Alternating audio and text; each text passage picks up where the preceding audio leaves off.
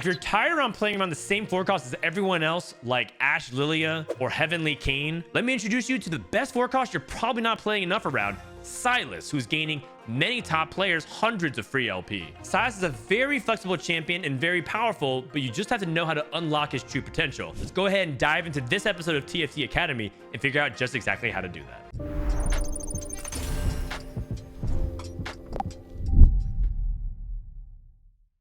Before we start, I want to give credit to the knowers, the players that caught on to Sylas early and are now spamming it to get a lot of LP. Both Pokegam and Mismatch Stocks have cracked top 10 in North America, playing a lot of Sylas, and their pedigree speak for themselves. They're some of the most successful tournament players of all time in North America. Demasian Raptor, who regularly climbs to top 5 EU every single set, also tweeted about a Sylas Bruiser Sage variation that he's been climbing as well. Let's go ahead and break down exactly what Sylas does so we understand him better as a unit. First thing is, people just have this idea that Sylas is a tank. From previous sets, Sylas used to tank because he would cast and have like a shield and defend your team. But Sylas this set is an AP melee carry that, if you position him well, can not only kill tanks fast, but potentially even get to the backline and assassinate an enemy carry. His AP scaling is insane. He actually gets 3 AP scaling sources. He first gets a damage on his dash. The second is then he gets a self-healing based off his AP, and then AoE damage scales off of his AP as well. So the theory is,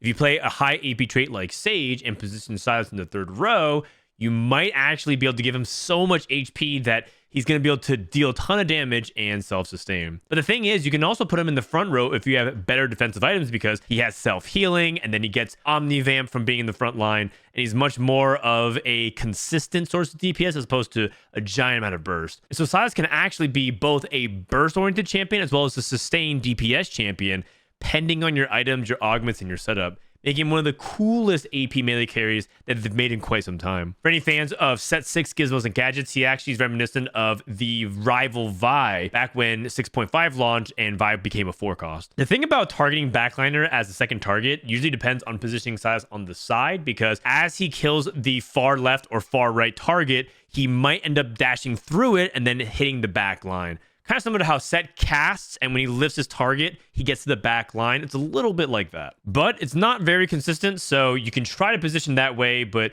it might not work very often, especially depending on how your opponents are positioned as well. The other thing I want to point out is that Sylas has a lot of good Exalted combos. He's pretty good with around flex setups, so in this case, it's around Nautilus and Azir. Or you could also play him in like the Trick Shot Dragon Lore setups, such as Sivir and Janna. You can also play him in Sages. Zyra, Diana are all Sages that already lend itself naturally towards Sylas, so you can play him in those Exalted combos as well. The core package of what you're going to think about with Sylas are Sages, Altruist, and then a 3rd trait that you flex around depending on what the game is giving you.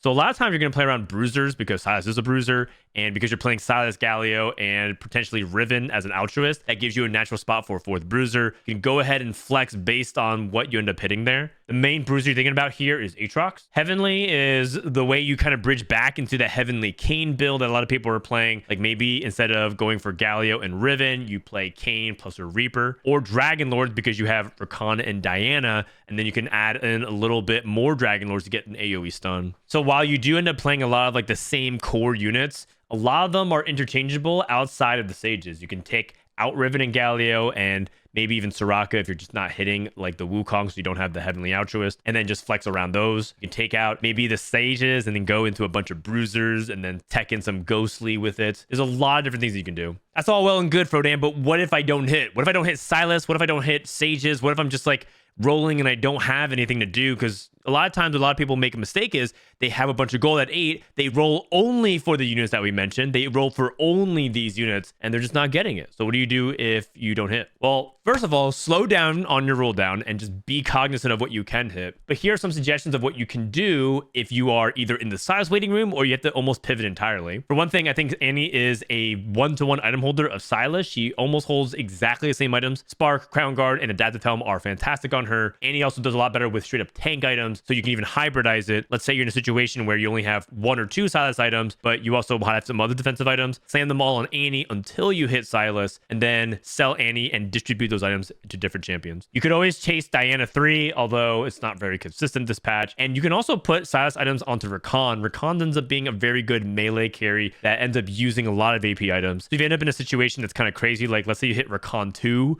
before you hit Sylas 2, just carry Rakan and then give Sylas leftover items. So kind of a little bit of a role reversal than the usual build. Bruisers are a possible way you can also play. I want to give a shout out to Lucky Paws Kabuko, and if you get like a bruiser emblem, you can always play 8 bruisers. It is a build that a lot of people don't talk about, but it is also listed on TFT Academy if you want to check it out. And let's say you're playing Sylas, you start off with a really good AP item start, a bunch of rods and cloaks, and you keep getting slammed with bows and swords and gloves and AD items. You can play a secondary carry of Kayn and then kind of go back into Heavenly Kayn plus Sylas. You can always put it into Lee Sin because you end up playing Dragon Lord, so maybe you end up going into Lee Sin plus Irelia and Dragon Lord. Or you could always just go back into trick shots because you always end up playing around things like Galio, Riven. Maybe instead of Zyra, just go for Kaisa plus Sivir and play the 4 trick shot variation again. Or even 2 trick shot, push levels, and then find a way to get back into your original board. So what I don't want to ever hear from people is like, well, I rolled down for Sylas, I missed, I guess I'm just dead. GG's. You do have lots of options to play and salvage your game, which is why I think this line is particularly really good and why a lot of top players succeed with it. In fact, I do think this is something that you could possibly one trick given your flexibility. Let's talk a little bit about item builds. The 3 core items that people end up playing a lot around Sylas are Ionic Spark,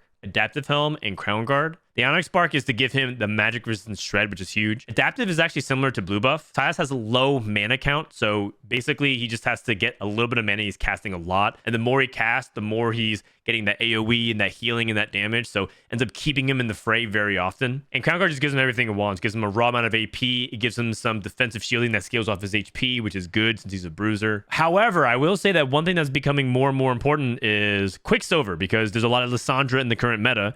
And so if you do find yourself in a situation where you see a lot of Lissandras or people angling around Ashe, or just the fact that you're playing in high elo and a lot of people play Lissandra on every board, Quicksilver is definitely something that people are thinking about, and you can make that instead of, say, a adaptive, because you kind of need that extra cloak. But also don't forget about flat AP items on him. Death Cap is very good, and then an assortment of AP items similar to Death Cap. When you're playing around Sages, Morgana ends up becoming the primary support unit, and you give her things like Shojin Morello so that she can just apply it, and then an AP item. But in reality, you end up just giving her Morello, and then just anything else you can slap onto her. So if you don't have Spark, for example, because you just don't get rods, you can go for Shiv. Guardbreaker, because sometimes you just need to do things with gloves and belts, and you don't really know who to put it on. Just put it on Morgana as a 3rd item. And then Red Buff is just like a 1-to-1 with Morello in case you get a lot of bows. Wukong ends up taking a lot of the sword items because you notice that there's a lot of rods and tears and cloaks being distributed here, but not a lot of swords.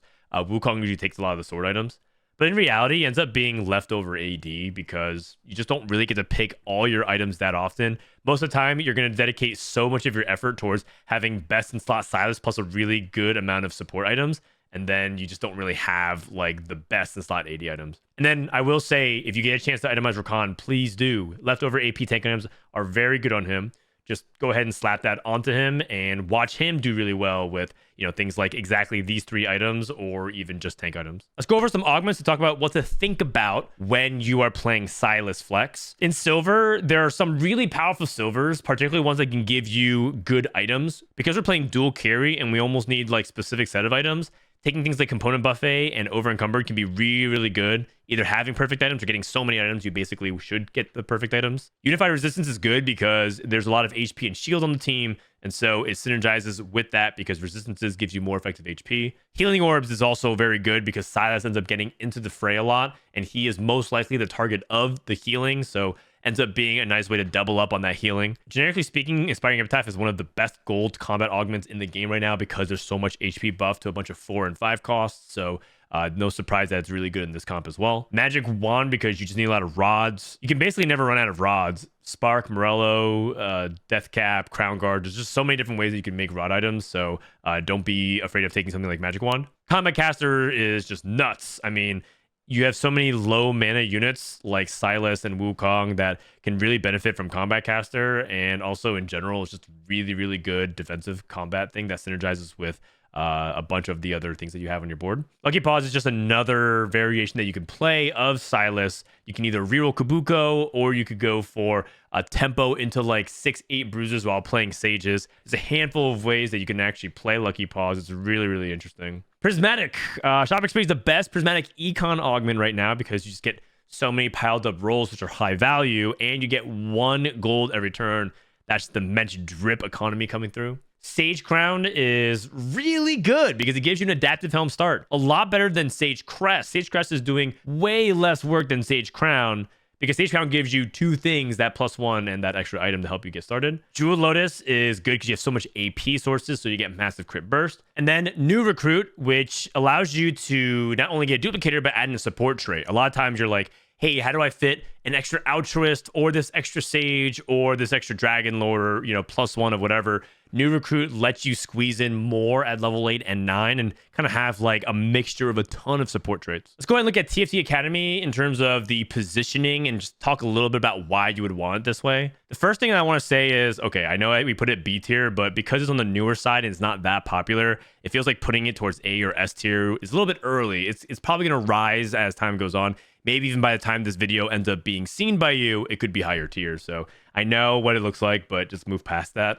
Sylas is here on the 3rd row because he's benefiting a lot from having the vertical sage. He has Wukong, Morgana, Zyra, and Diana. So he just gets a huge swath of AP, which makes him really threatening.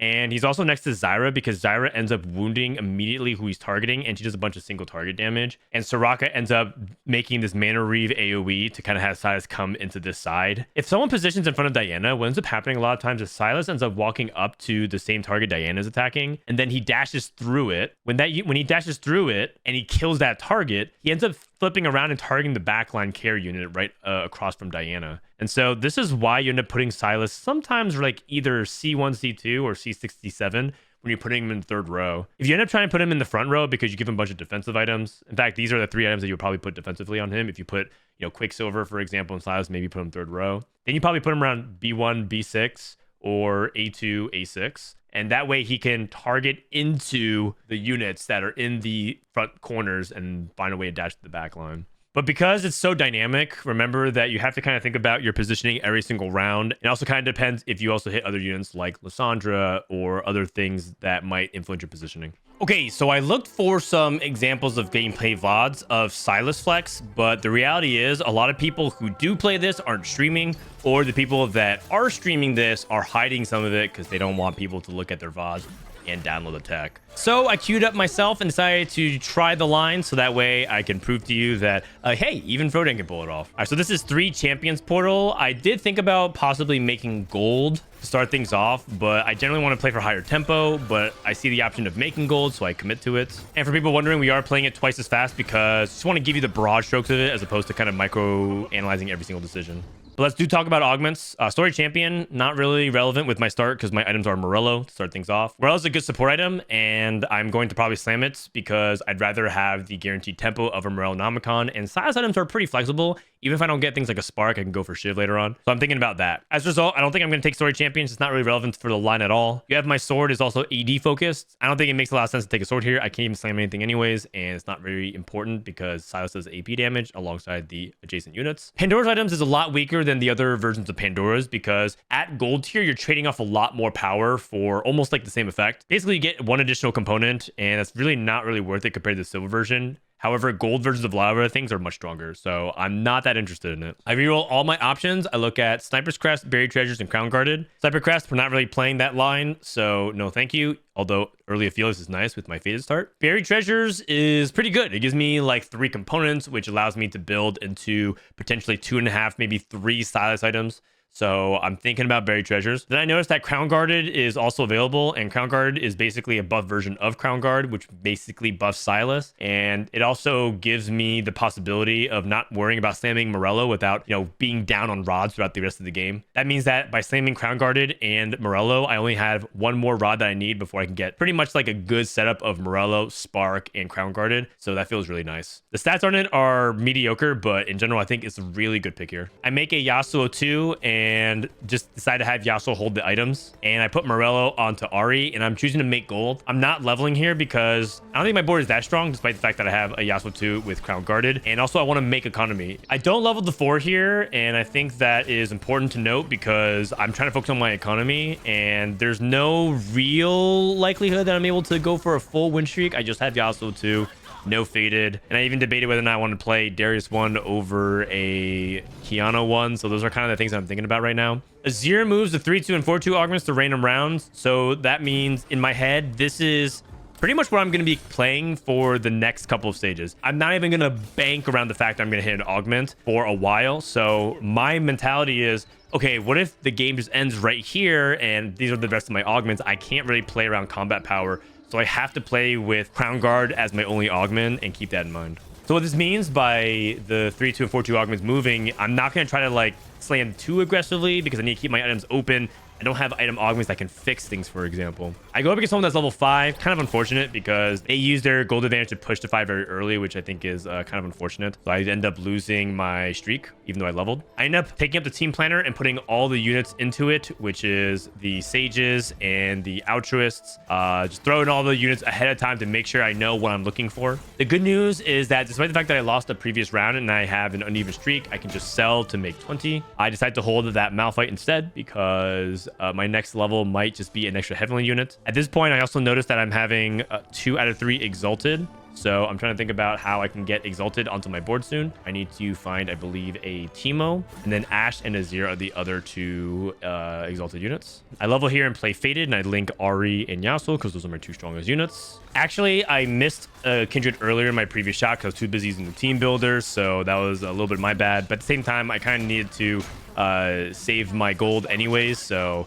something that I passed on, which kind of had some pros and cons to it. But in hindsight, I probably should have picked up this Kindred and played around Faded a little bit more, so I would have guaranteed our strongest board on 2-3. I scat around and I lean towards the left side because I noticed that there's some sniper players, so I want to reduce the distance on the left side to try and see if the sniper can do less damage. Fortunately, I think this is a narrow loss. The Caitlyn did end up casting, and I ended up losing my streak. I sell my Diana because I just don't think the Diana is super worth right now. It's just an expensive 3 cost. Even if I hit Diana 2, it's going to be kind of awkward to fit in because I want to play around my Exalted. Looks like I find Gnar as the Exalted, so end up being a nice inclusion, and I have this like little package of Exalted, Faded, Dryad, Duelist, which feels kind of nice. I find a Kindred 2. I pick up Lee Sin. I think about whether or not Lee Sin makes a stronger board. The only way Lee Sin can be stronger is if I replace the Yasuo, I believe, because the Exalted is Ari, Gnar, and Kiana. So my 2 non-Exalted units are Yasuo and Kindred. I don't want to take them out because they're 2-stars, so I decided instead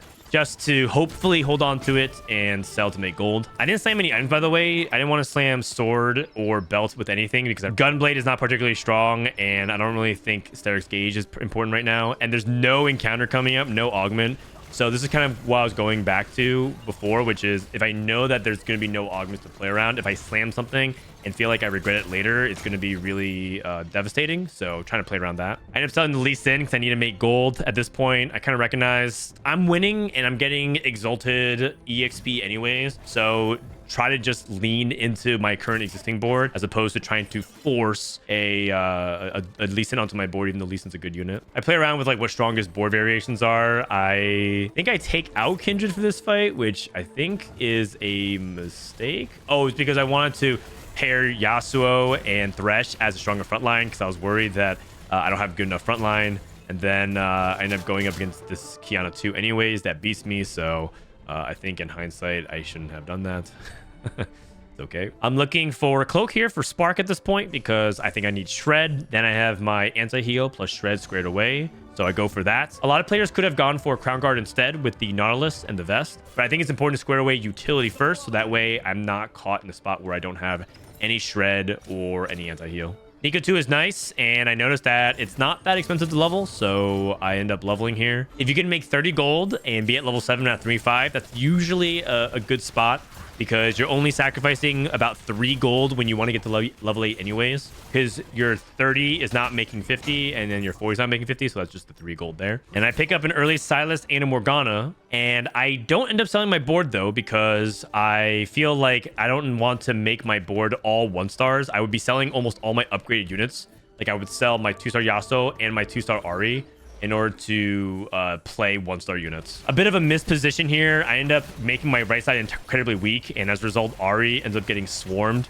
But she ends up surviving, and then my front line gets focused anyways. So even though this was bad positioning by me, it wasn't really that big of a punish. I guess if I positioned a little better, I probably could have killed maybe 1 more unit. I find Riven. So Riven is like another unit to play as part of the package of Altruist Bruisers. And at this point, I'm thinking about my level 8 transition. I noticed that I'm 9 out of 48, so I kind of want to get 1 more round of Exalted, so that way I can have an even set of EXP, so that way it makes future intervals good. I get a duplicator, which is pretty huge, but my items are kind of awkward. At this point, I actually don't really know what items I really want to slam, and I'm starting to think about backup AD options, because I'm like, whoa, these are not really good size items. In hindsight, I think I should have slammed Quicksilver and Bloodthirster, and then play around bow plus the belt for my future items. But I was too busy looking at things like, oh, I have no encounter, no augment on stage 4. What do I do? Oh, wait, I had to think about my transition. Let me position. So I was just not thinking enough about my items, and I think I make a mistake here. I am doing something halfway of just slamming the single Bloodthirster when I should have slammed 2 items instead. And I think that might cost me this fight.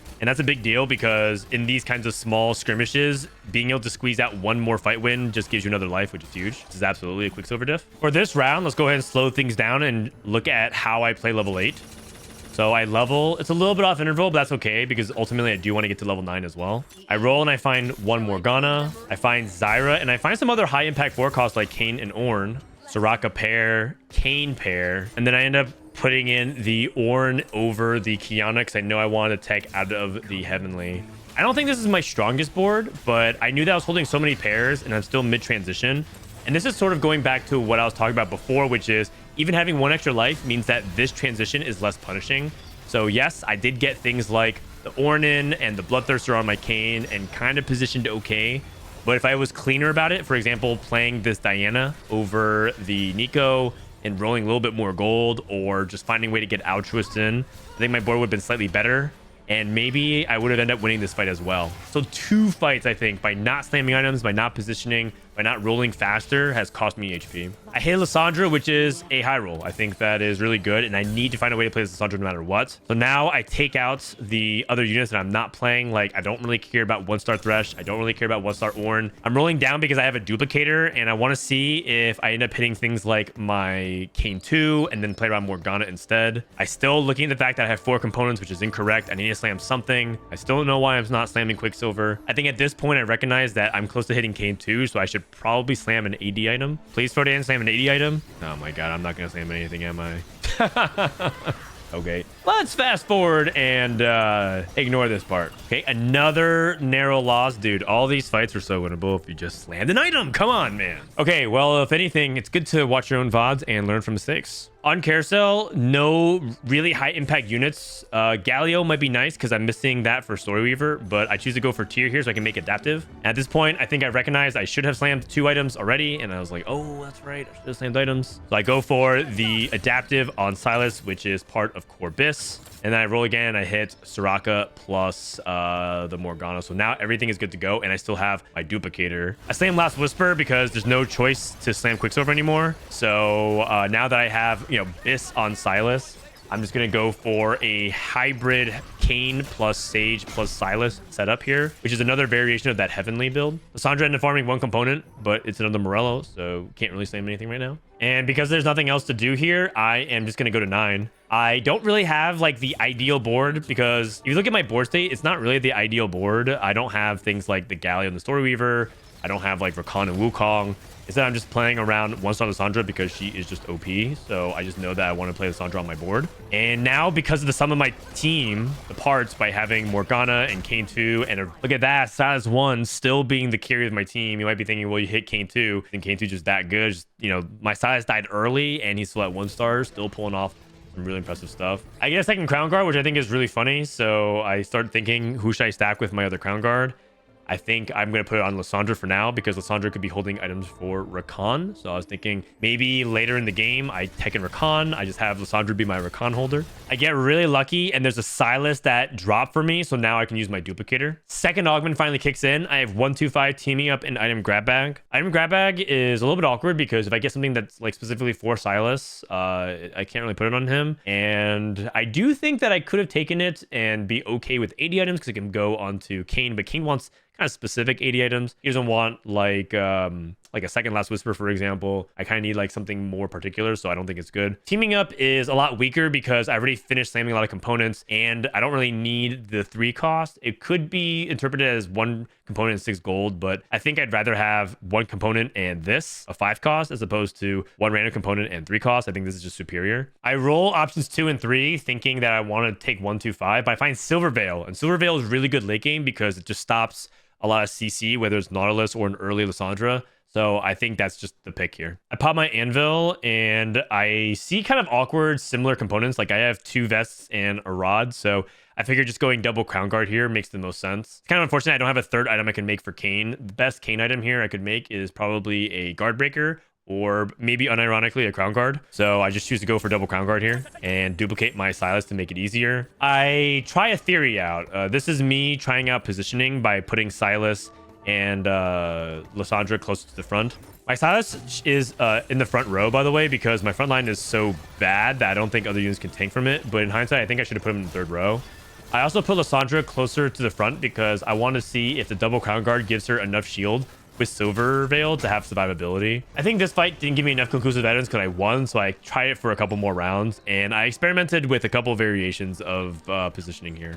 For this fight, I positioned Lysandra in front of Kai'Sa, which is a mistake. She is not strong enough in order to withstand that burst, so I lose this fight. Try not to put those really valuable targets in front of high DPS burst champions like Kai'Sa, so this is a really good example of how not to position.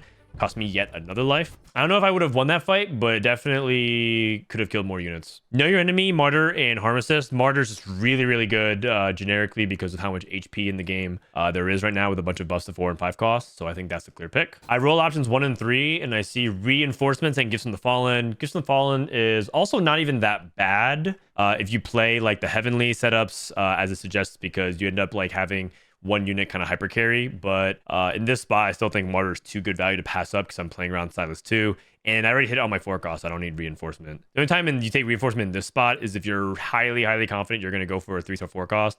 But I don't think you can do that at stage 5-3. I level to 9 and play a Reaper with my Yone because I recognize that I don't have Reaper for my Kayn. I'm greeting some Umbral value here and still again trying Lysandra with a Umbral shield plus Crown Guard shield, but she didn't even get the full value of it. End up being okay for this fight and I end up winning. I'm still looking for Wukong and Rakan. If I find Wukong, I'm going to eventually replace my Kayn. And then if I find Rakan, it eventually replaces the Lysandra, and then I find another Lysandra potentially. I go for Edge of Night because I think that is also a really good item both for Kayn and Wukong. I should have slammed this Even Shroud. I think I greeted for a potential item off Lysandra, but I don't think I end up doing that, so I think that's ended up being quite poor. Slight misposition here. I kind of want to put Sylas in the 3rd row because of the stage value, but I mixed it up. I clicked the wrong units, or rather I thought I had Sylas in the 3rd row, but I did not, and I think this ends up costing me this fight. Also, Lysandra end up getting onto Sylas. Another reason why Quicksilver is really important.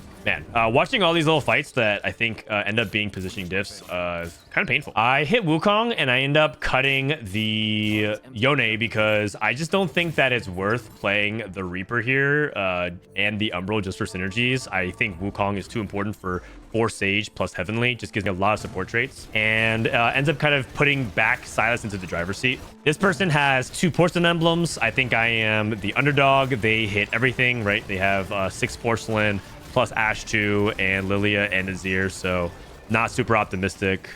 I think if I positioned a little bit better for this fight, I probably could have won as well, though.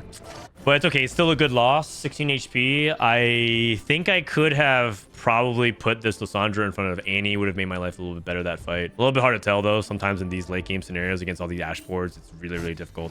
At this point, I'm trying to roll down at 9 because I'm looking for Wukong 2. I'm looking for Rakan. I come across another Kayn and 2 more Kayns. So now in my head, I'm thinking about Kayn 3 as a potential win condition. I, for some reason, don't buy Rakan. That is a mistake. I think in my head, I know I have 8 Kayns.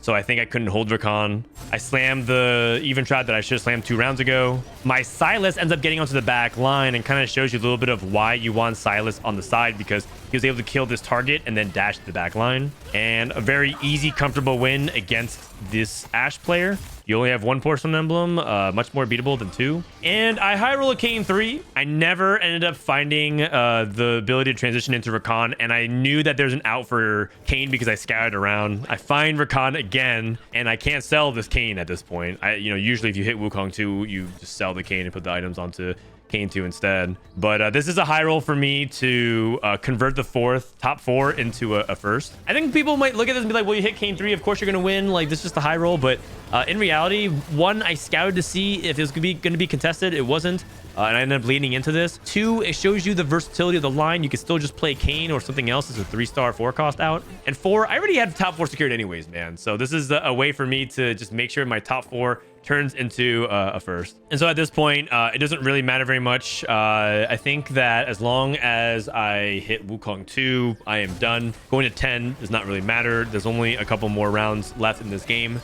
And Kayn 3 isn't going to win fights very convincingly because he ends up just soloing teams. Like, everyone else dies but Kayn, so the game's going to drag out a little bit longer. On Carousel, I see a Sage emblem, which is really cool. Maybe in hindsight, I should have taken Porcelain to deny somebody else taking Porcelain. At this point, I should have thought about what are some ways my opponents can win. And if they get like a critical mass of Porcelain, maybe they just stall my Kayn. 5 Sage is a bunch more AP. And I also tech in a Reaper because Kayn is my best unit. So now teching in Reaper, taking out things like Soraka because the outro is heavenly.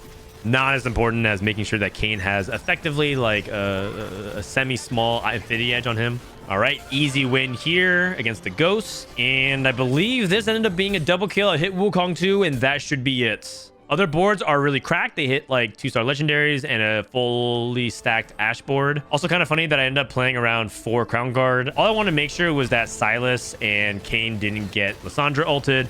I just positioned them around so that way they couldn't get casted upon. And I think the rest should be history. And the killing blow, the cutscene, $500, totally worth every penny. And that's the game. All right, so kind of a high roll example towards the end, but I think it showed you how to play this approach and keep yourself flexible and open. While my primary game plan was around Sylas and the Sages, I ended up going into Kayn because I noticed that he wasn't contested. And you might have that kind of game with other things as well, whether it's going more into bruisers, maybe you find Kaisa and Xayah and you play around trick shots, or you find an entirely other different line based on your Exalted. Definitely try and mix and match and have a lot of fun, because I think this line is incredibly good, but also very entertaining to play. That's it for me. Hope you guys enjoyed this guide, and I'll see you guys next time.